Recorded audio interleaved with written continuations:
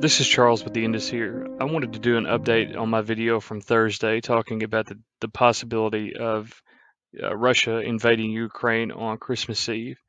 It's my belief that once Russia does invade Ukraine, that will most likely be the beginning of World War III.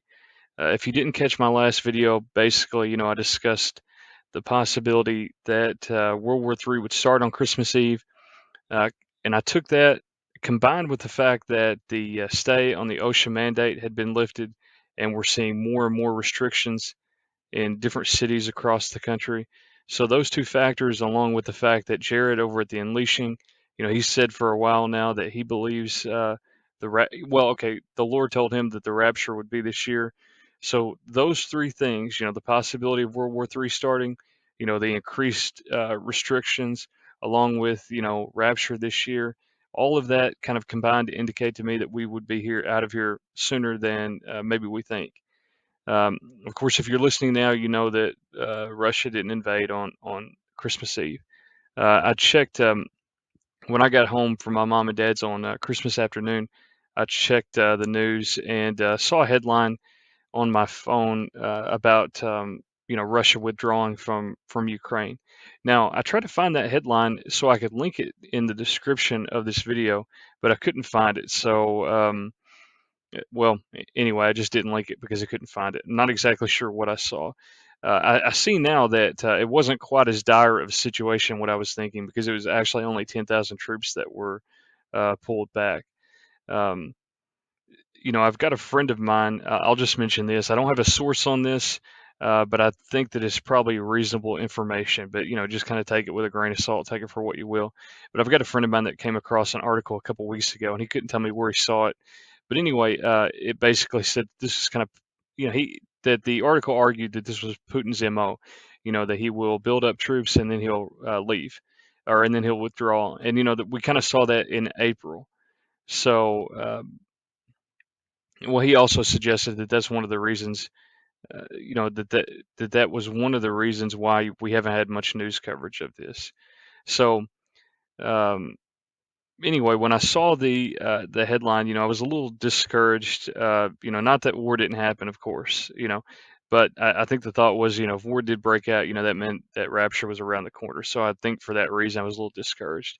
As terrible as it is to say, and again, I don't want war. I don't want to misrepresent things. That's not what I want. But I do want rapture. I do want to go, and I think my big thing here is I just keep waiting for the other shoe to drop. Just waiting to see.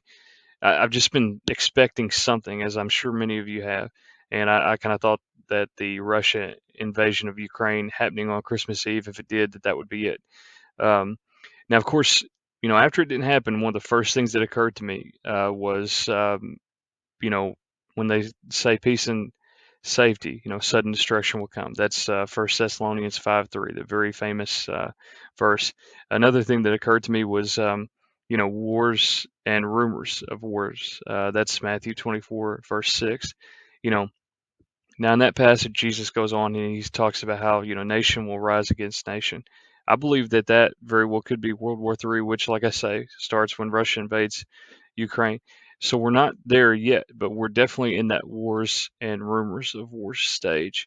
In fact, I was kind of thinking earlier that maybe Matthew 24 kind of slides into that passage, from First Thessalonians.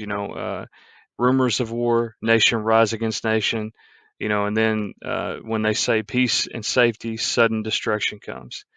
Of course, it also occurs to me maybe it's First Thessalonians that slides into Matthew 24. Maybe it's when they say peace and safety, sudden destruction comes, and sudden destruction comes when the wars and rumors of wars climaxes, when the nations come against nations. I'm not sure. I don't know exactly how it will fall. The order of events with some of these end times things, at least for me, I'm a little confused on some of that stuff. I don't have a clear timeline in my mind. Um, anyway, all of this came to mind, and it also occurred to me too that we've got 3 days left in the year, if we're going by Jared's, well, what the Lord told him basically, which I'm going to go with, and So it's we still have 3 days before the end of the year, so it's definitely still on the table. And something else that occurred to me, I wanted to share. This is the important thing that I've been trying to get around to. As disappointing as I am that we haven't been raptured yet, and we still have delays. On the bright side, it means that we still have time to work. We still have time to talk to people, try to bring them over, and get them saved before the rapture. Something I've found myself praying here a lot here lately is, Lord, I want every crown that I can get. Every one that you have. And I can't remember exactly how many there are. There may be 6 or 7, maybe 5. I can't remember exactly. Forgive me. But one of my constant prayers is, Lord, I want every crown that you've got. And something else I've been praying a lot is that, Lord, I pray that I'm productive. And this is something I struggle with. I've got to be honest. Um, I want to be productive, and I'm not always. So that would be my prayer for you too, my listeners, that you get every crown that the Lord has for you, and also that you're productive, and not only productive, but that we're productive in good works, and that we're productive in eternal works. That's the big thing, the eternal works. Now, I want to pivot just a moment, okay? And I'm going to bring this to a close. I'm not going to do a big long video. Um, I want to pivot just a moment to the OSHA mandate. The Supreme Court's going to be looking at this on Friday, Friday, January the 7th. And, my instinct on this, and take it for what it's worth. Maybe it's not worth anything, but I really feel like this will kind of be like the, 2000 recount, where it's just going to follow along party lines. So I kind of tallied it up. And as far as from what I am looking at, I see it kind of as 5-4, in favor of overturning. But who knows how it goes. But for overturning, I've got basically your right-leaning judges. Clarence Thomas, Sam Alito, Neil Gorsuch, Kavanaugh, and of course Barrett. The justices I have for maintaining are of course your liberal justices, Breyer, Sotomayor, and Kagan. Now I've also got uh, Chief Justice John Roberts on here. It seems like he's been siding, with the left here more and more. I've just been noticing, and I suspect that he will side with the maintain crowd. That's just my instinct. Now I could be totally wrong on this. Maybe the Trump appointees, the three, Gorsuch, Kavanaugh, and Barrett, they very well may, I don't know. They very well could be wild cards. I can see them. I could see one or any of them voting to maintain. But I think Alito and Thomas are going to be. I think that they're definitely in the overturn category, just as I believe that the liberal justices and John Roberts are in the maintain. So basically, long story short, 5-4. That's kind of what I'm thinking, but who knows? And I just pray that it's overturned. I really do, and I hope that you would join me in that prayer.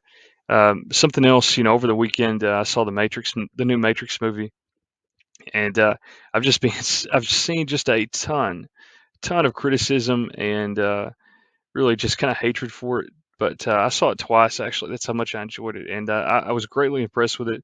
I'm working on a video. Well, I haven't started it yet, but I plan on doing a video just about the predictive programming. And I think that there are some interesting things that I saw both times when I watched this movie. And I'm baffled that nobody really likes it because I thought it was great. I mean, I think it's up there. I think it's the best Matrix sequel. I think it's up there with the original. I really do. But anyway, if you disagree, that's fine. I know I'm in the minority on this, but I really did enjoy it. But anyway, that's all I wanted to say today. I just wanted to do a super quick update. I appreciate you guys listening. Again, my name is Charles. Today is Thursday, December 28th, 2021. The end is here.